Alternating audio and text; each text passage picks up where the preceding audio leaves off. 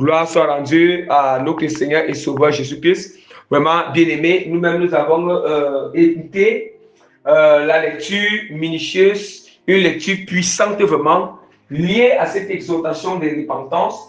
Nous savons que l'exhortation de cette repentance, vraiment, nous fait référence, référence lorsque nous parcourons la lecture, nous écoutons la lecture, nous pouvons bien voir que ça nous fait référence vraiment à un thème dont nous devons toujours savoir que nous devons toujours considérer devant la face du Seigneur que nous sommes aveugles spirituellement. Nous sommes aveugles spirituellement au péché. Alléluia. Oui, nous sommes aveugles spirituellement au péché. C'est très important. C'est très important, bien aimé, parce que cette exhortation liée à cette repentance, cette prière de repentance que nous devons faire, vraiment maintenant, que nous devons faire vraiment, c'est pour que nous devons toujours considérer devant la face du Seigneur que nous sommes aveugles spirituellement au péché.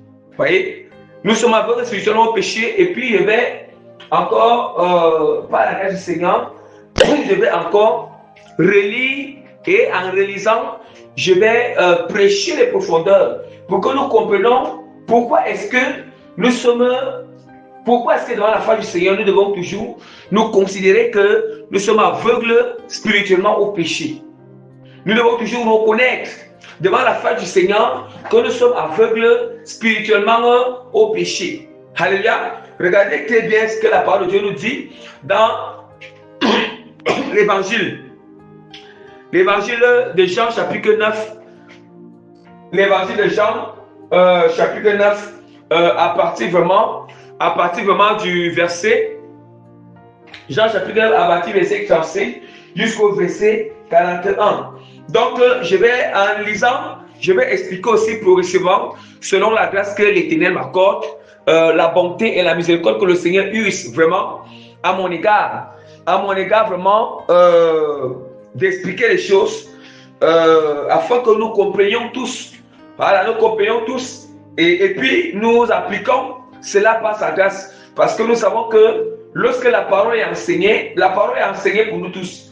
La parole n'est pas enseignée pour une seule personne, c'est pensé pour nous tous, puisque la parole du Seigneur ne fait point d'acception. La parole de Dieu ne fait point d'acception, bien-aimé. Alléluia. Ça ne fait point d'acception, ça concerne nous tous. Ça concerne nous tous. Donc, voici ce que la parole de Dieu nous dit. Jésus a appris qu'il avait chassé l'ayant rencontré. Il lui dit, crois-tu au Fils de Dieu? Et il répondit, qui est-il, Seigneur, afin que je croie en lui? Tu l'as vu, lui dit Jésus, et c'est lui. Lui dit Jésus, et celui qui te parle, c'est lui. Et il dit, je crois, Seigneur. Il se prosterna devant lui. Puis Jésus dit, je suis venu dans ce monde pour un jugement. Je suis venu, je m'excuse. Je suis venu dans ce monde pour un jugement, pour que ceux qui ne voient point voient, et que ceux qui voient deviennent aveugles. Et que ceux qui voient deviennent aveugles. Quelques pharisiens qui étaient avec lui, ayant entendu ces paroles, lui dit, nous aussi sommes-nous aveugles? Jésus leur répondit, si vous étiez aveugles, vous n'aurez pas de péché. Mais maintenant vous dites, nous voyons, c'est pour cela que votre péché subsiste. Est-ce qu'on entend ce que notre Seigneur Jésus dit? Or, quand il parle d'aveugle, il ne parle pas d'aveuglement physique, non. Il parle d'aveuglement spirituel. Il parle d'aveuglement spirituel. Il dit que si vous étiez aveugle, regardez très bien ce que le Seigneur dit. Le Seigneur Jésus qui dit que, Jésus qui dit quoi? Il dit que,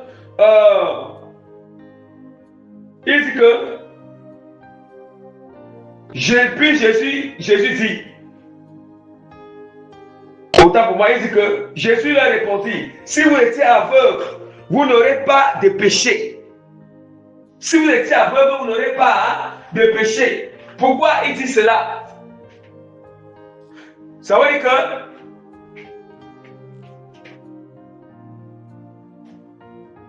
que si du moment où nous sommes encore aveugles au péché, du moment où nous sommes encore aveugles au péché, malgré que aveugle au péché signifie quoi? Aveugle au péché signifie que, bien aimé, il y aura toujours certains éléments, certains détails où nous sommes en train de pécher comme on le sait inconsciemment sans savoir, où nous sommes encore dans l'ignorance sans savoir. En fait, Dieu veut nous montrer, le Seigneur veut nous démontrer que tant que nous sommes sur la terre, on ne pourra jamais finir la repentance. Tant que nous sommes sur la terre, il y aura toujours des choses que nous serons en train de pécher comme le Seigneur inconsciemment et par ignorance. C'est pour nous faire comprendre qu'on ne peut jamais finir d'avoir la connaissance du Seigneur sur la terre. Ouais, parce que au fur et à mesure que le Seigneur fait découvrir sa volonté, c'est aussi comme ça que nous nous repentons. Au fur et à mesure que le Seigneur fait connaître, il nous révèle ce qu'il ne le glorifie pas en nous. C'est aussi comme ça que nous nous repentons. C'est comme ça que nous nous repentons. Mais si nous croyons que on a fini avec la repentance, nous croyons que nous voyons bien trop. Voilà. Si nous croyons qu'on n'a plus de péché, si nous croyons que il n'y a plus, nous ne sommes plus dans l'ignorance. Bien, mais attention, n'ayons jamais cette pensée. N'ayons jamais cette pensée en nous, cette conception, cette vision en nous. Ne disons jamais qu'on a terminé avec l'ignorance. Jamais. On n'en a pas encore terminé avec l'ignorance. Parce qu'il a dit que nous connaissons en partie. Ça veut dire que tant que nous sommes sur la terre, on doit encore apprendre. Le Seigneur encore nous fait découvrir des choses. Ne disons jamais qu'on s'est arrêté sur tous les péchés. Ne disons jamais, bien aimé, ne disons jamais que nous ne péchons pas inconsciemment. Ouais, il y a tellement de choses que nous sommes en train de pécher inconsciemment. On ne sait pas encore que ceci c'est le péché. On ne sait pas encore même ces petits détails, c'est le péché. On ne sait pas encore que même ces subtilités, c'est le péché. C'est le péché, ouais, pourquoi? Parce que les pharisiens, eux, ils ont appris la loi depuis leur... Ils ont appris la loi depuis... Ils étaient des docteurs de la loi, des enseignants de la loi. Vous voyez? Vous savez que ce sont des gens qui dévoraient la loi de Moïse, nuit et jour, qui dévoraient la Torah nuit et jour, bien aimé. Et comme ils dévoraient la Torah nuit et jour, les pharisiens, ils croyaient déjà qu'ils connaissaient tout.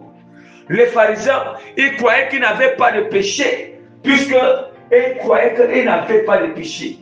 Parce qu'ils se disaient qu'ils avaient la connaissance. Mais même cela ne mettait pas cela en pratique. Vous voyez? Les pharisiens croyaient. Pourquoi? Parce que ils croyaient qu'ils n'avaient pas de péché. Ils croyaient qu'ils étaient saints. Ils croyaient qu'ils étaient purs. C'est la conception que les pharisiens avaient. C'est cette manière, les pharisiens, ils se considéraient eux-mêmes saints devant le Seigneur. Ils se considéraient eux-mêmes purs devant Dieu. Ils se considéraient même non seulement saints devant Dieu et saints devant les hommes. Et saints devant les hommes. Ils se considéraient et ils se croyaient purs devant Dieu et devant les hommes.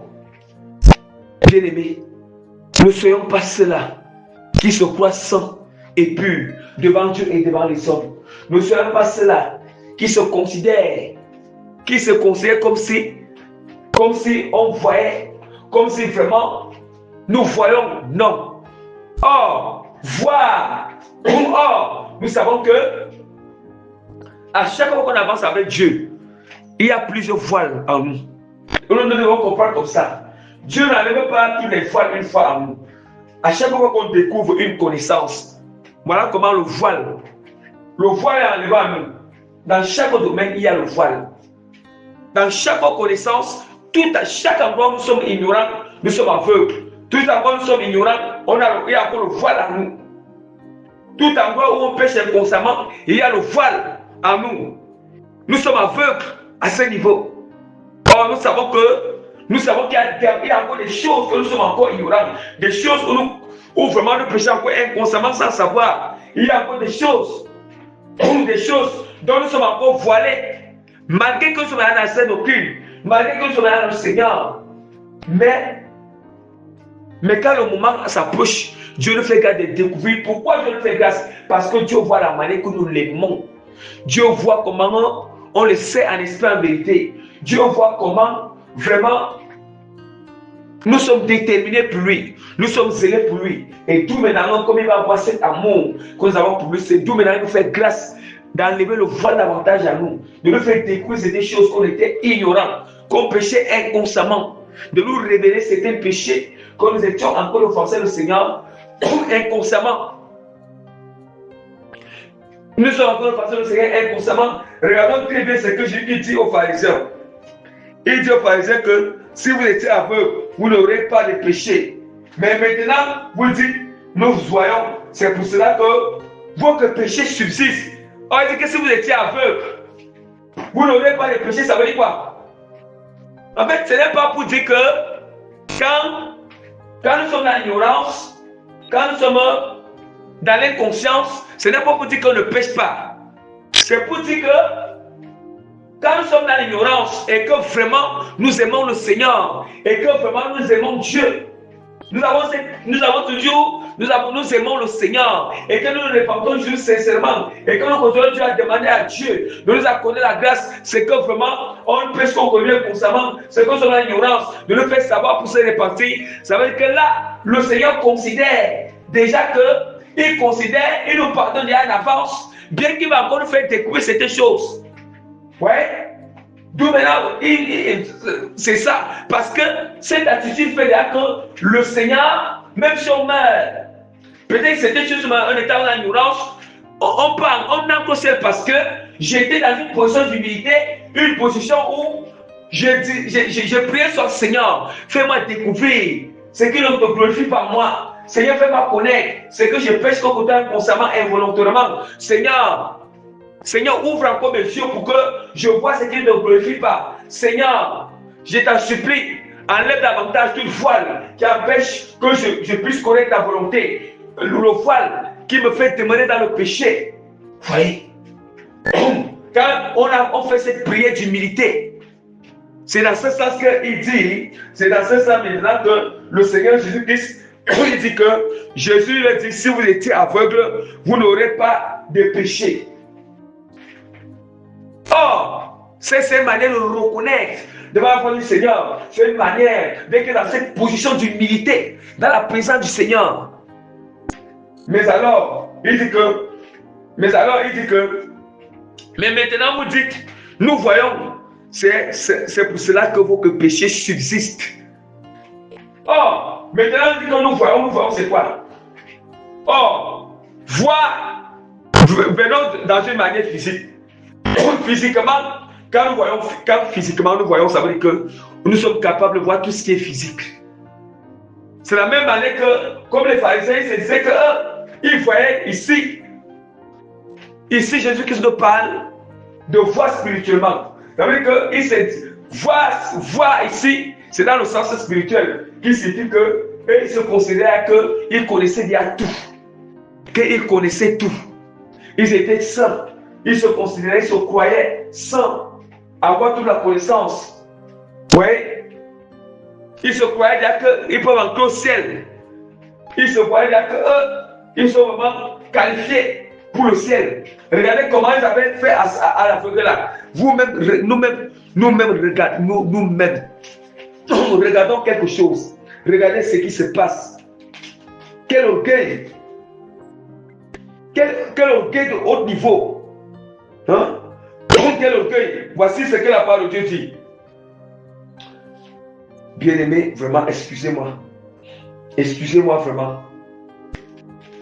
Voici ce que la parole de Dieu dit. La parole du Seigneur nous dit que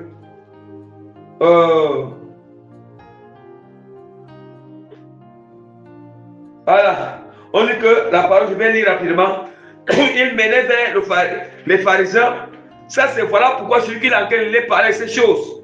Il menait vers le pharisien, celui qui avait été aveugle. Or, c'est un jour de sabbat que Jésus avait fait de la boue. Il lui fait ouvert pour lui, et lui avait ouvert les yeux. De nouveau, les pharisiens aussi lui demandaient comment il avait recouvert la vue. Et il a dit, il a appliqué la boue sur mes yeux. Je me suis lavé et je vois. Sur quoi quelques de ces pharisiens disent, cet homme ne vient pas de Dieu, car il n'observe pas le sabbat. D'autres disent, comment un homme pécheur peut-il faire de tels miracles? Et il y eut division parmi eux. Il dit encore à l'aveugle, toi, que dis-tu de lui sur ce qu'il a ouvert, sur ce qu'il t'a ouvert les yeux? Il répondit, c'est un prophète. Les Juifs ne crurent point qu'il eût été aveugle et qu'il eût recouvert la vue jusqu'à ce qu'il eusse fait venir ses parents. Et il les interrogeait, disant, est-ce là votre fils que vous dites être aveugle? Comment donc voit-il maintenant? Ses parents répondirent, nous savons que c'est notre fils et qu'il est né aveugle. Mais comment il voit maintenant? Ou qu'il a ouvert les yeux?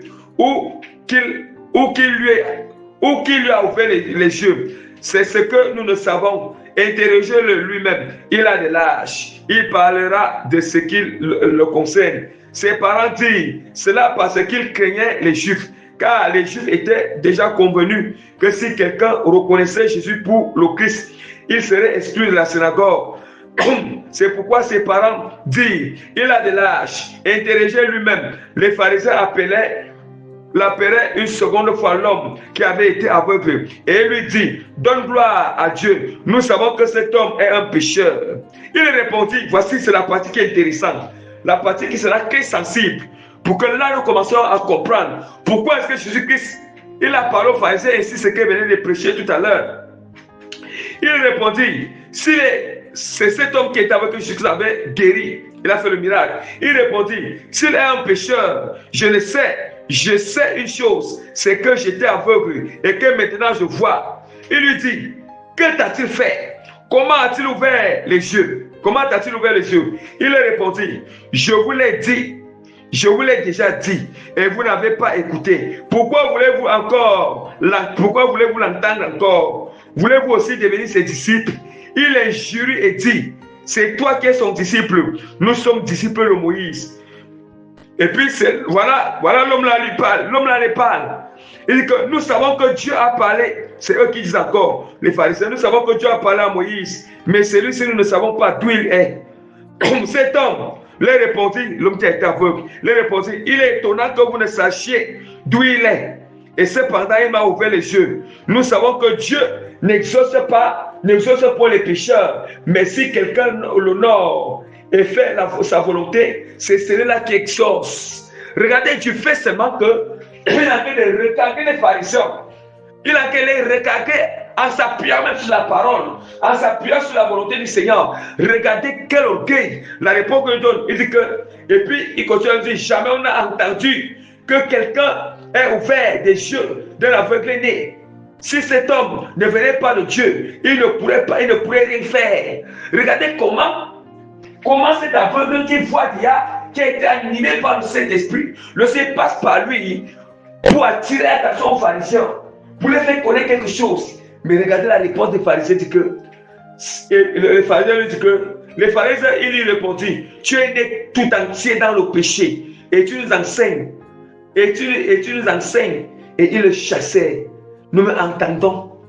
Regardez la réponse des pharisiens, tu es né tout entier dans le péché et tu nous enseignes. Bien-aimé, quel orgueil, quel orgueil.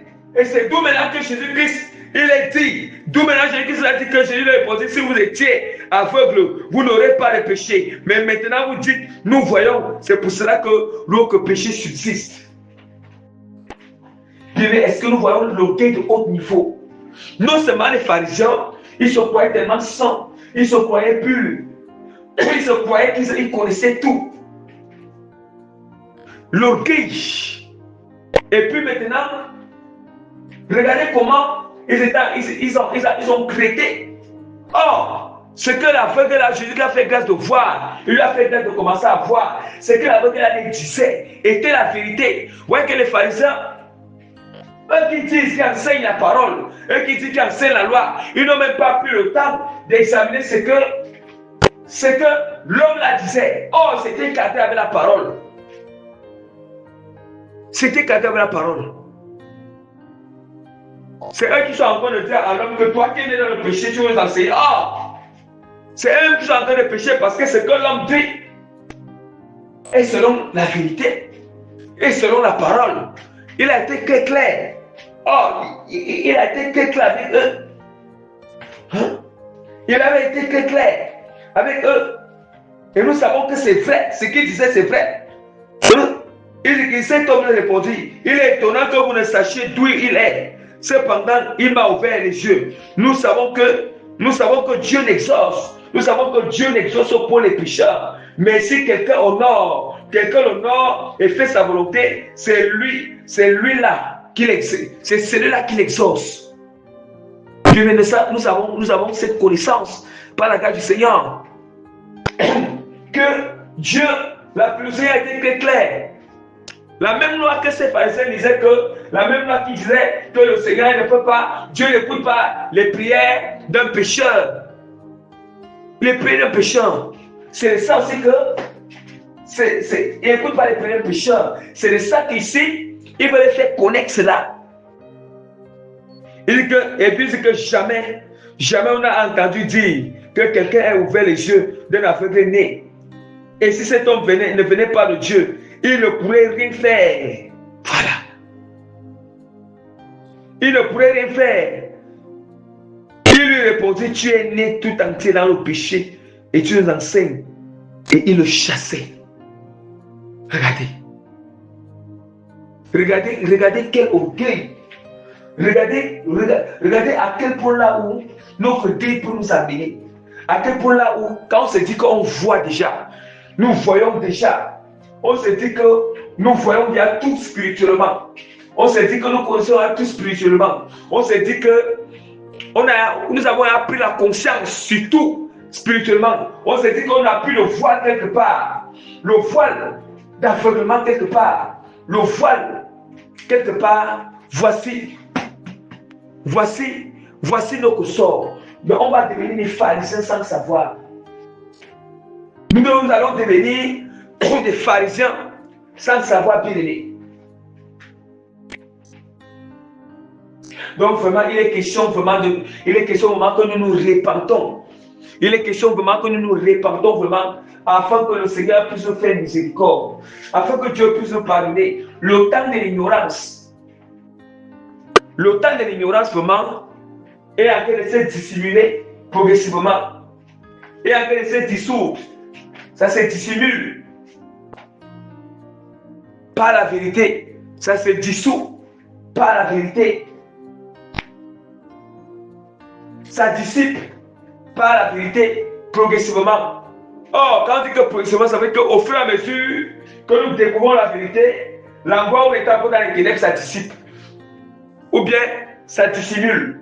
Au fur et à mesure que nous découvrons la vérité, là on était encore, l'endroit où cet endroit qui était encore voilé, le voile est ôté. Au fur et à mesure que nous avançons avec Dieu, Dieu fait grâce de nous couvrir la vérité, cet endroit où on était encore aveugle, cet endroit vraiment, on commence à voir. Quand on dit qu'on voir, ce ne sont pas des visions spirituelles que bon, nous allons voir les. Non, voir veut dire quoi? Voir, c'est lorsque j'étais inconscient, je péchais inconsciemment sur quelque chose. Ou bien j'ai péché par ignorance. Ou bien je n'avais pas de connaissance. Dès que j'ai découvert cette connaissance, là je suis en train de voir. Ça veut dire que parce que c'est que la vérité que j'ai découvert, c'est ça qui me guide. C'est ça qui me conduit. C'est ça qui veut dire que voir. Oh, qu'est-ce qui nous conduit? Ce sont nos yeux. Physiquement, ce sont nos yeux qui nous conduisent, qui nous guident là où est-ce qu'on part. Si nos yeux sont fermés, on ne va pas voir là où on part. Alléluia. Donc, gloire soit rendue à notre Seigneur et Sauveur Jésus-Christ de Nazareth. Donc, Gloire soit rendue à notre Seigneur Sauveur, Jésus-Christ de Nazareth, vraiment, pour cette exhortation. Donc nous devons toujours, pour conclure cette exhortation, par la grâce du Seigneur, nous devons toujours nous considérer que nous sommes aveugles devant la face du Seigneur, aveugles spirituellement au péché. Nous sommes encore voilés spirituellement à la vérité, à certaines vérités. Nous devons toujours avoir cette position. Dans la prière, nous devons toujours reconnaître ces choses. Devant la face du Seigneur. C'est ça qu'on appelle l'humilité surnaturelle. Surnaturelle. Yes, le Seigneur, Dieu aime tellement cela. Donc voilà, que toute la gloire revienne à notre Seigneur et Sauveur Jésus-Christ de Nazareth.